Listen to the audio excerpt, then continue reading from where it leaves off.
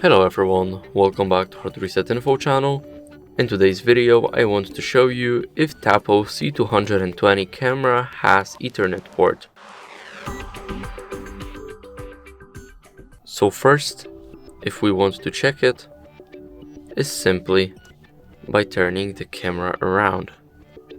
As you guys can see, even here we do not have anything, which will suggest that there is an Ethernet port inside the camera.